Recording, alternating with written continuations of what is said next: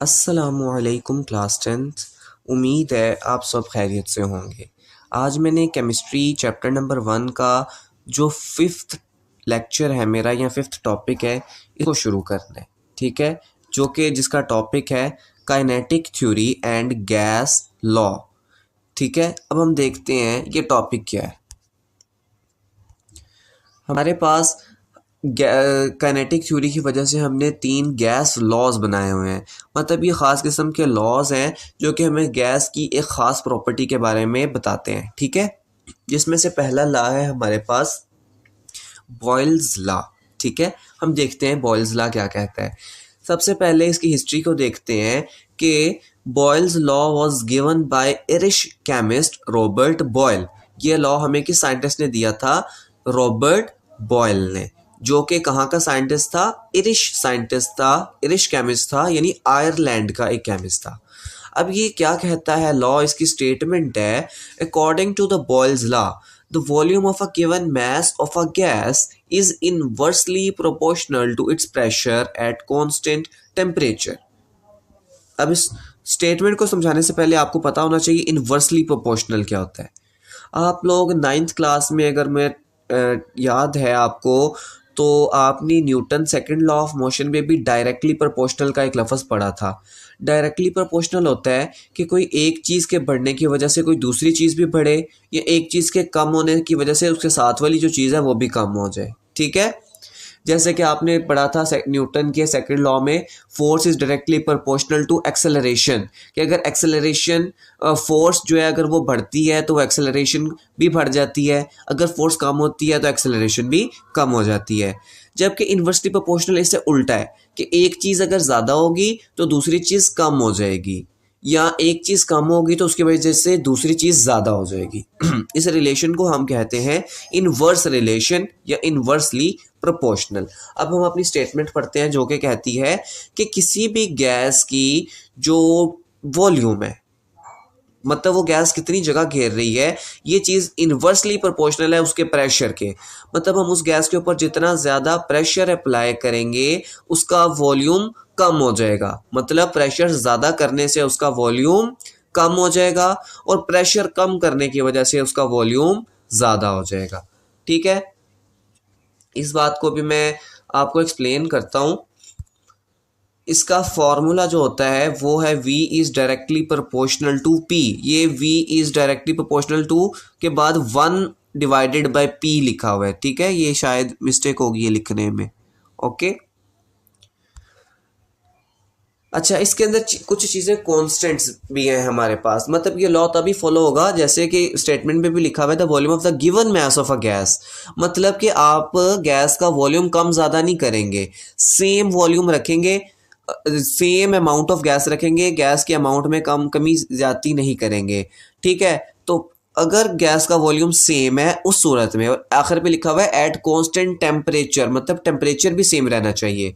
ये चीज़ें क्यों चेंज नहीं आप कर सकते? कि अब जब मैं आपको चार्ल्स लॉ और ग्राहम्स लॉ या जो लास्ट वाला आपका एवोगैड्रो लॉ है वो जब समझाऊंगा तो आपको पता चलेगा कि भाई क्यों चेंज नहीं कर सकते, ठीक है। तो यहाँ पे हमारे पास 2 कांस्टेंट है, पहला टेम्परेचर, दूसरा अमाउंट ऑफ गैस। कि जब ये वाला आप एक्सपेरिमेंट परफॉर्म कर रहे होंगे कि आपके वॉल्यूम या प्रेशर बढ़ाने से वॉल्यूम कम हो रहा होगा और प्रेशर कम करने की वजह से वॉल्यूम ज़्यादा हो रहा होगा, इन दोनों सूरतों में आपने टेम्परेचर और अमाउंट ऑफ गैस को कम ज़्यादा नहीं करना, जो है वही रहने देना है। और यहाँ पे कुछ वेरिएबल्स हैं, मतलब कुछ चीज़ें आप चेंज कर सकते हैं, जो कि वॉल्यूम एंड प्रेशर, ठीक है। वॉल्यूम और प्रेशर को आप चेंज कर सकते हैं। मतलब प्रेशर को ज़्यादा करेंगे तो वॉल्यूम कम हो जाएगा, ठीक है, और प्रेशर को कम करने से वॉल्यूम ज़्यादा हो जाएगा। तो ये वेरिएबल कहलाते हैं। अब एक तो तरीका ये जिस तरह आपकी किताब ने लिखा है, सिर्फ स्टेटमेंट लिखी और हिस्ट्री लिखी और फार्मूला लिखा है, लेकिन ये जो मैंने इस तरह के से लिख के दिए ये आपकी हेडिंग्स इंक्रीज़ कर देगा, क्योंकि ये आपको आएगा लॉन्ग क्वेश्चन के तौर पर। तो जब लॉन्ग क्वेश्चन के तौर पे आएगा तो आपके लिए चीज़ें थोड़ी होंगी, आपको नंबर कम दे सकती हैं। अगर आप इस तरह हेडिंग इंक्रीज़ कर लेंगे तो ये चीज़ें याद करनी मुश्किल तो नहीं है, 2-2 लफ्ज़ हैं, इससे ज़रा आपकी जो राइटिंग है वो ज़्यादा हो जाएगी पेपर में, तो आपके लिए ये फ़ायदा दे सकती है आपको चीज़। ये अगर आप लिखेंगे तो आपको बेहतर लगेगा। मैंने पहले भी बताया हुआ है, अगर आप सिर्फ़ और सिर्फ मैंने जो लिखा होता है अपनी स्लाइड्स में वही याद कर लेंगे, बुक का ना भी याद करेंगे तो आप अच्छे नंबर लेंगे, फुल मार्क्स भी आ सकते हैं अगर आप सेम यही लिखेंगे, ठीक है। तो आपको मज़ीद किसी चीज़ की ज़रूरत नहीं पड़ सकती। उसके बाद इसका एक्सप्लेनेशन अब मैं आपको बताता हूँ। सबसे पहले according to kinetic molecular theory या kinetic particle theory, the pressure exerted by the gas in a container is caused by the collision of its molecule with the wall of container. ये बात हमने किनेटिक मॉलिक्यूलर थ्योरी में पढ़ी है, जहाँ पे मैंने आपको प्रॉपर्टीज ऑफ गैस पढ़ाई थी। वहाँ पे मैंने ये बात की थी कि किसी भी गैस का प्रेशर किस चीज़ पे डिपेंड कर रहा होता है कि उसके अंदर जो मॉलिक्यूल ऑफ गैस हैं वो वॉल्स ऑफ कंटेनर के साथ कितनी फोर्स से कोलाइड कर रहे हैं, मतलब टक्करे मार रहे हैं। आसान अल्फाज में गैस मॉलिक्यूल जिस कंटेनर में है, जिस बर्तन में है, उस बर्तन की दीवारों से कितना ज़ोर से टक्करे मार रहे हैं। ठीक है, जितनी ज़्यादा गैस मॉलिक्यूल होंगे उतनी ज़्यादा टक्करें होंगी, उतना ज़्यादा प्रेशर होगा गैस का। ठीक है। अच्छा, the pressure change directly with the number of molecule colliding with the wall of per unit of time. मतलब जितने ज़्यादा मॉलिक्यूल टकरे मारेंगे गैस का प्रेशर उतना ज़्यादा होगा। जितनी ज़्यादा मॉलिक्यूल की कोलिजन होगी उतना ज़्यादा गैस का प्रेशर होगा। थर्ड पॉइंट है when the pressure on the given mass of a gas is increased. मतलब अगर आप नंबर ऑफ मॉलिक्यूल को इंक्रीज करेंगे तो जाहिर बात है प्रेशर तो इंक्रीज हो जाएगा। ठीक है, हमने नंबर ऑफ मॉलिक्यूल या अमाउंट ऑफ गैस को ज़्यादा करने से प्रेशर तेज़ नहीं, ज़्यादा नहीं करना, हमने तो प्रेशर से करना है। ठीक है, इस वजह से हम क्या करेंगे, अमाउंट ऑफ गैस को कांस्टेंट रखेंगे। इस एक्सपेरिमेंट के दौरान गैस को बाहर निकलने नहीं देंगे या नहीं ऐड नहीं करेंगे। ठीक है, then when the pressure of a given mass of a gas is increased, अब हम उस गिवन मास ऑफ गैस का प्रेशर इंक्रीज करेंगे, मतलब कम ज़्यादा गैस नहीं की, उसी गैस का प्रेशर आपने इंक्रीज किया एट कॉन्स्टेंट टेम्परेचर। टेम्परेचर भी कॉन्स्टेंट होना चाहिए। इट विल ऑल्सो डिक्रीज, मतलब इसका जो वॉल्यूम है वो क्या करेगा, डिक्रीज करेगा with the increasing pressure. If the volume of the gas will be reduce to 1/2, अगर जो गैस का मॉलिक्यूल है वो 1/2 वॉल्यूम है वो 1/2 हो जाएगा ऑफ इट्स ओरिजिनल, मतलब जो पहले था उससे ज़्यादा हो जाएगा। It will double the number of collision पर यूनिट एरिया, जिसकी वजह से वो जो टोटल एरिया है उसके ऊपर नंबर ऑफ कोलिजन ज़्यादा हो जाएंगी। यानी कि देखें ज़रा, मैं आपको इसको बना के दिखाता हूँ कि अगर हमारे पास ये एक कंटेनर है, यहाँ पे पहले ये वॉल्यूम था इसका, अब यहाँ पे वही मॉलिक्यूल सेम है, यहाँ पे हमारे पास कोलिजन्स कर रहे हैं। ठीक है, अब मैं क्या करता हूँ, इस वॉल्यूम को मैं कम कर देता हूँ बाय अप्लाइंग प्रेशर। मैंने इस चीज़ के ऊपर प्रेशर अप्लाई किया,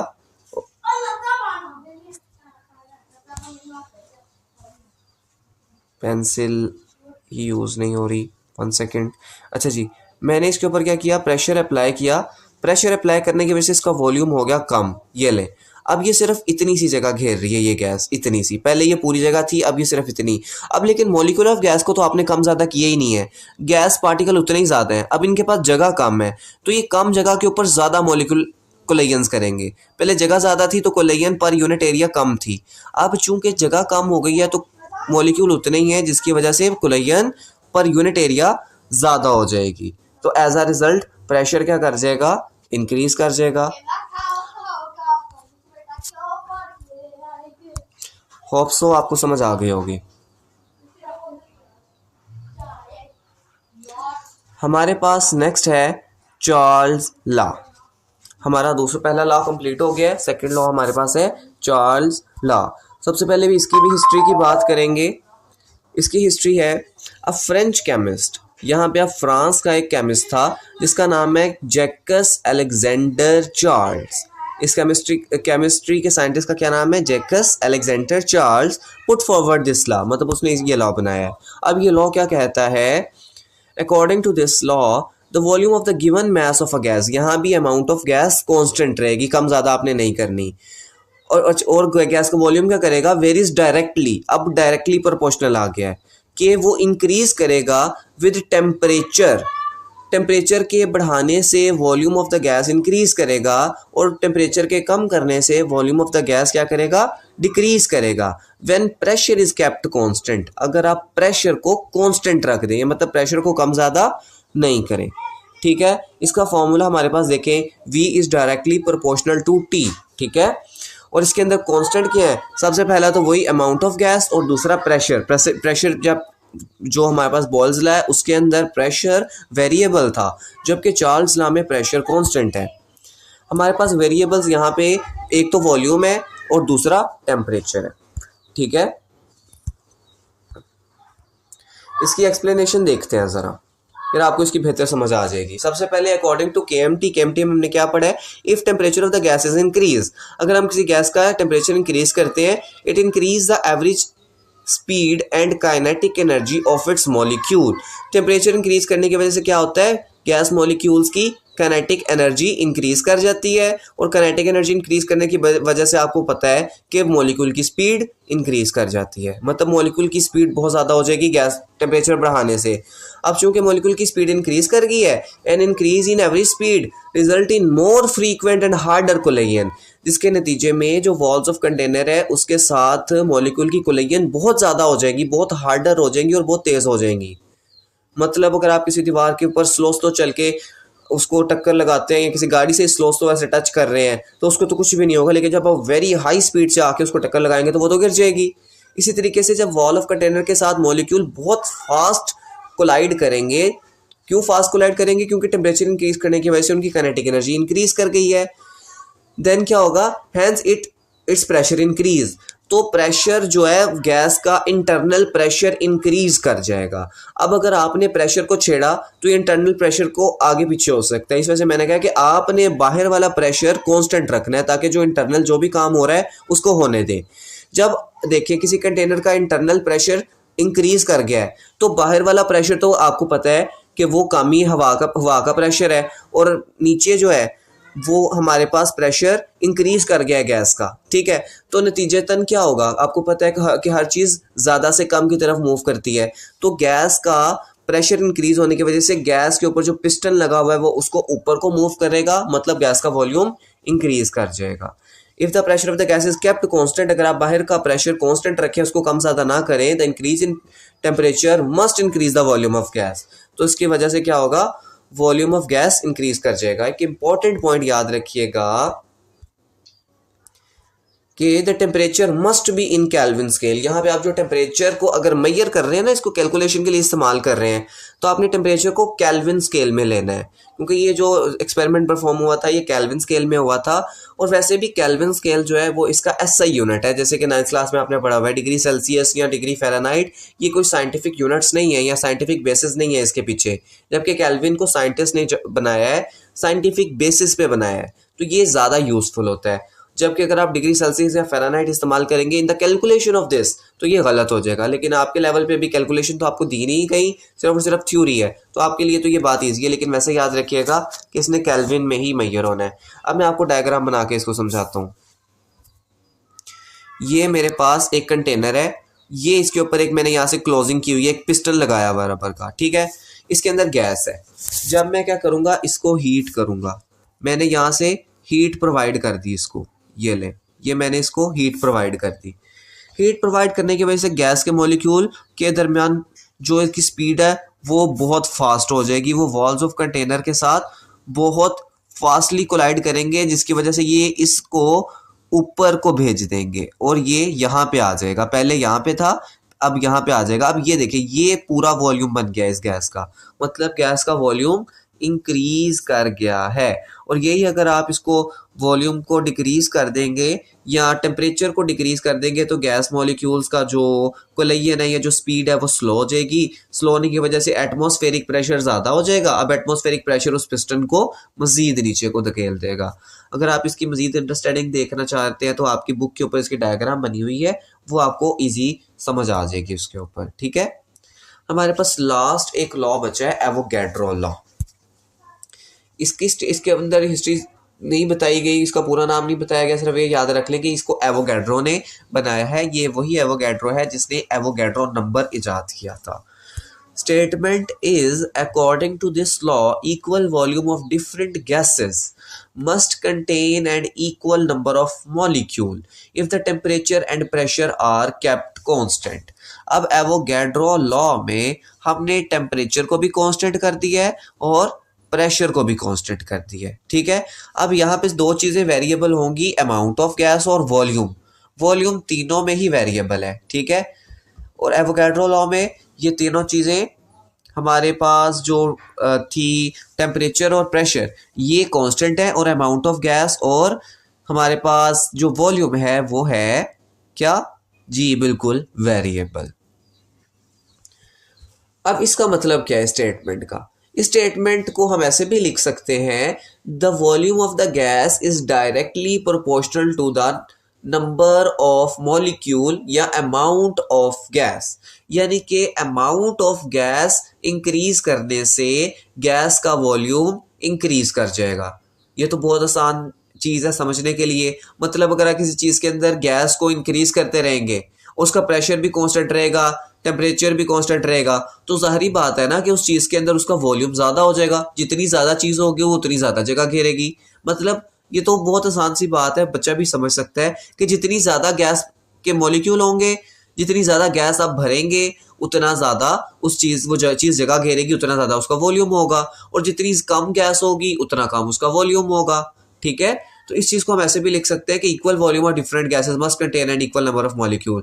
कि अगर कोई आप ज़्यादा सारी गैसें अलग अलग कंटेनर में रखें जिसके अंदर सेम वॉल्यूम है, जिन सब का वॉल्यूम सेम है, तो वो सब के अंदर नंबर ऑफ मॉलिक्यूल भी सेम होंगे। या ऐसे कर लें आप कि गिन के सब के मॉलिक्यूल सेम रख दें, जितनी भी गैसें आपके पास है, हाइड्रोजन, नाइट्रोजन, ऑक्सीजन, हीलियम, हर गैसेस के नंबर ऑफ मॉलिक्यूल अगर आप इक्वल रखेंगे तो सारी की सारी सेम जगह घेरेंगी।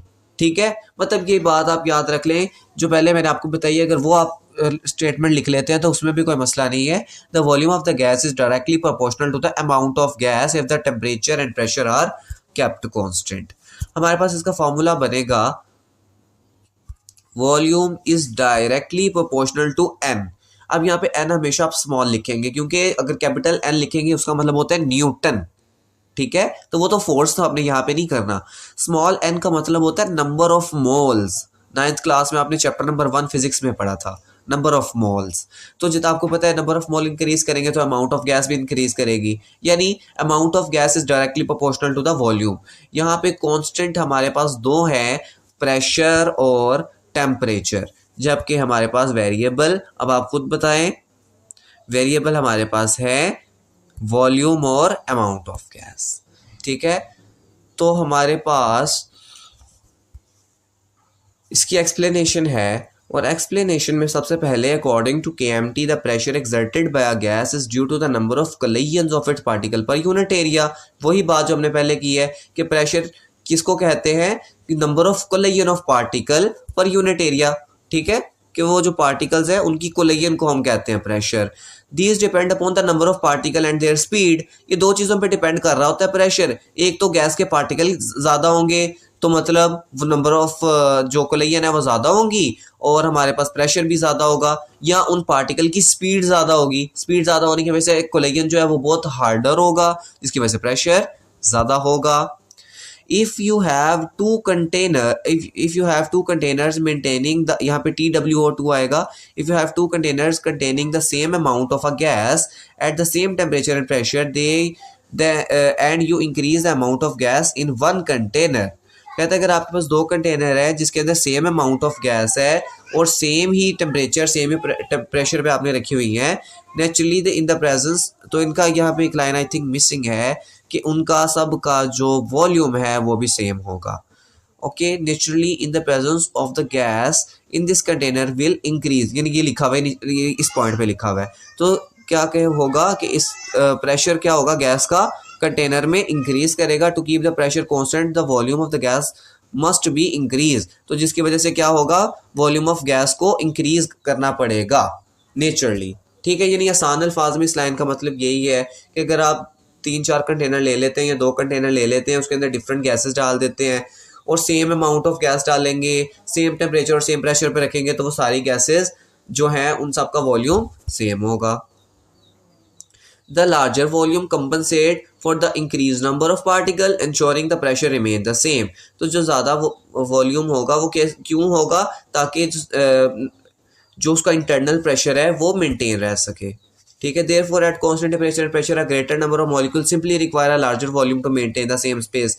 मतलब आसान अल्फाज में ये कह लेना कि जितने ज़्यादा नंबर ऑफ मॉलिक्यूल होंगे उनको रहने के लिए उतनी ज़्यादा जगह चाहिए होगी। मतलब आपके घर में अगर ज़्यादा अफराद आ जाएं तो उनको रहने के लिए ज़्यादा जगह चाहिए होगी, कम अफराद होंगे तो उनको जगह कम चाहिए होगी। इसी तरह अगर आप नंबर ऑफ मॉलिक्यूल इंक्रीज़ कर देते हैं तो उनको जगह ज़्यादा चाहिए होगी रहने के लिए, मतलब वॉल्यूम इंक्रीज़ कर जाएगा। और अगर आप उसको कम कर देते हैं या अमाउंट ऑफ गैस कम कर देते हैं तो उसका वॉल्यूम भी कम हो जाएगा। तो बस यही हमारा आज का टॉपिक था जिसके अंदर हमने 3 गैस लॉज डिस्कस किए हैं। इसके बाद नेक्स्ट टॉपिक हमारा होगा डिफ्यूजन वाला। तो अगर अभी तक आपको इसमें से इस टॉपिक में अगर कोई चीज़ समझ नहीं आई तो आप मुझे कमेंट करके पूछ सकते हैं। और अब इंशाल्लाह हम नेक्स्ट लेक्चर में मिलेंगे, तब तक के लिए अल्लाह हाफिज़। Thank you so much.